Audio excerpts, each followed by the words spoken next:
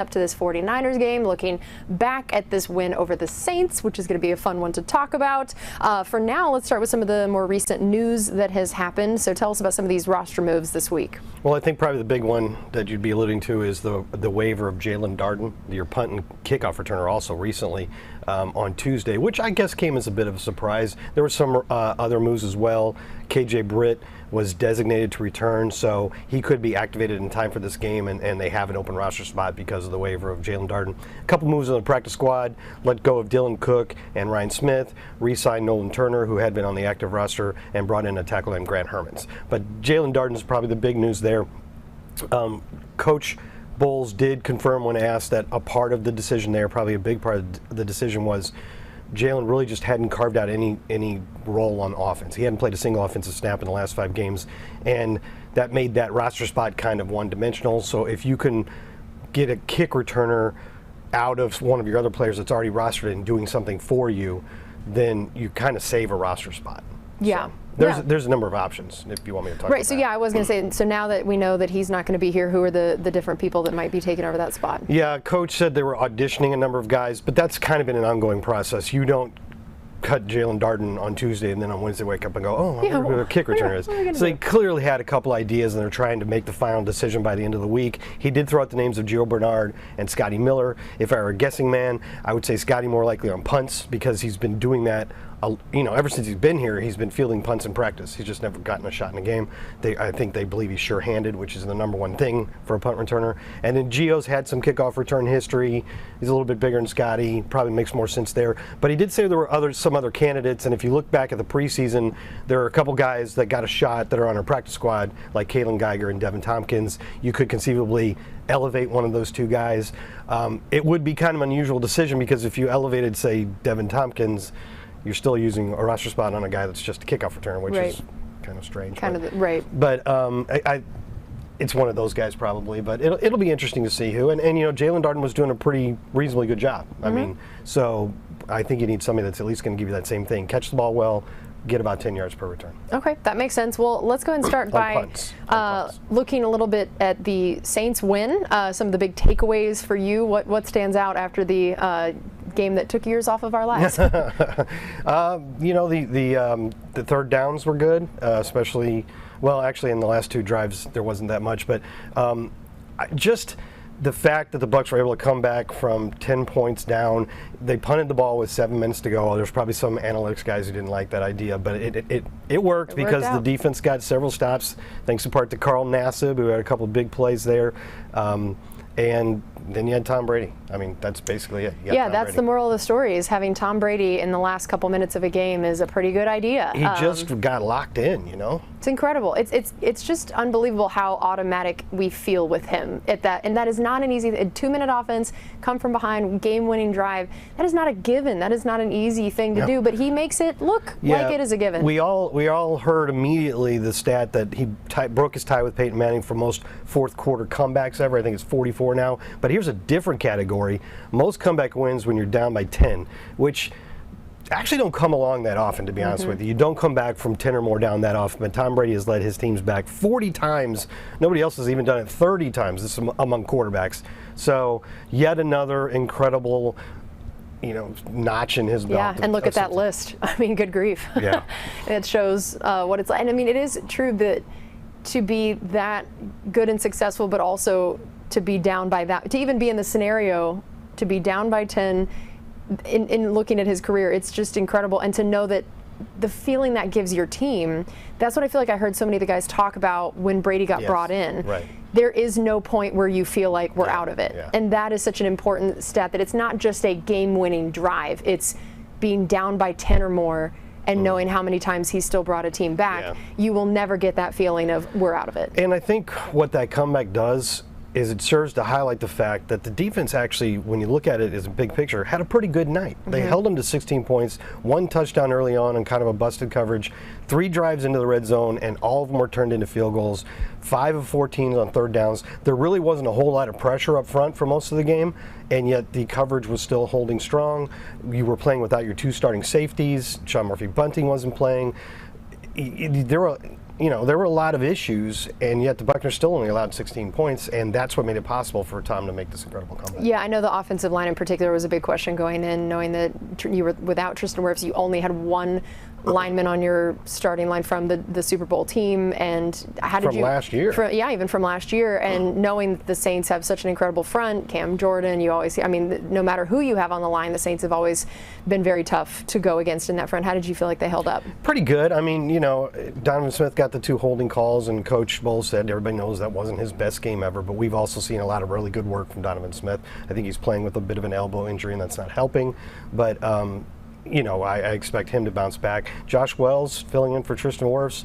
You're not going to have another Tristan Wirfs. If you had another Tristan Wirfs, you'd probably trade him for 2 first-round picks or something. So he did a serviceable job there, and he has every time he's had to start through the last 4 years. And I think the guys in the interior did a pretty good job. There wasn't a whole lot of pressure. Tom only got sacked 1 time. Of course, some of that has to do with him getting rid of the ball quickly, as it has all year. But, given the circumstances, they held up decently well. Yeah, and I think, like you mentioned, just the defense, you can tell how much Todd Bowles trusts them when he is making those decisions to punt, and you see why. I mean, even when they're missing so many pieces, you can bring in a guy like Keanu Neal to make that huge hit on Taysom Hill, and some really clutch things. And same thing, Carl Nassib was not a starter, to begin this year, wasn't even on the roster to begin this year. That you just have a lot of depth there, a lot of guys that can come in and make some big plays.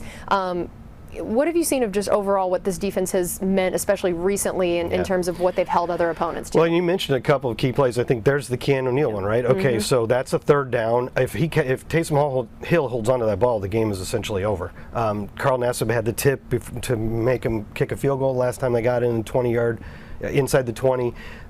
Plays being made on 3rd down that we were not getting, and really remember, everybody can remember that was a big part of the story in the middle of the season.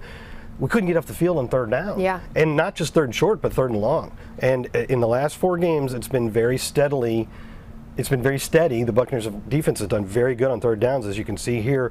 That's a 3-and-1 stretch, and probably you feel like that Cleveland game got away. You could have easily been 4-0 in that stretch, and a lot of it has to do with the defense getting off the field, and that's giving the offense more shots, and that's leading to fewer scoring opportunities for the opposing team, obviously. So a huge change between the first 8 games and the last 4 games, and it's not like it was 2 good performances and two okay ones. It was 4 in a row, really, really good on 3rd down, and that's been the biggest change in what the Bucs defense has been able to do. Yeah, and that is so important to try to close out this season, which, as we know now, the Bucs are in first place in the NFC South. They are back to 500 and still not the record that they would have wanted at this point, but all that matters is currently they're sitting in a playoff spot. That's right, so tell us just about the NFC South, what we're going to need to be looking for the rest of the season, just where things stand, of how close is it, how much wiggle room is there, what's going to happen moving forward. The Bucs did get a little bit more wiggle room in Week 13 because in addition to their victory, the Falcons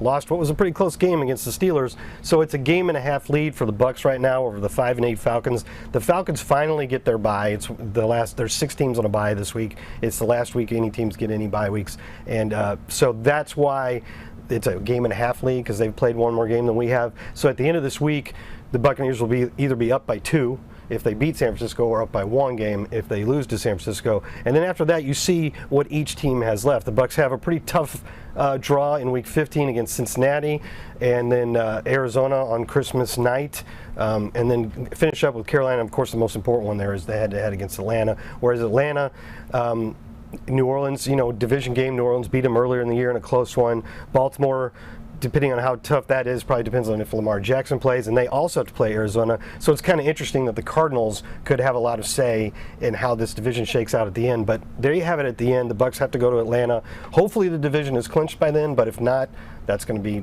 the biggest game of the year. Yeah, and I know that starting next week we'll be recording our Path to the Playoffs video that we do every year, the last few weeks of the regular season, where we talk about all the different scenarios, what to watch, and we were joking before this that it's basically going to get turned into Arizona Watch, Atlanta Watch, that it's just going to be, what are the Falcons doing, what are we doing, and watching. It's just going to feel like this very head-to-head thing instead of, well, if this team does this, there's just a lot less scenarios that are going to end up mattering. And the reason for that is that the Bucs' chances of getting into the playoffs as a wild card team are very slim. First of all, they'd have to lose the division, which means Atlanta has to do really well. That has to happen first.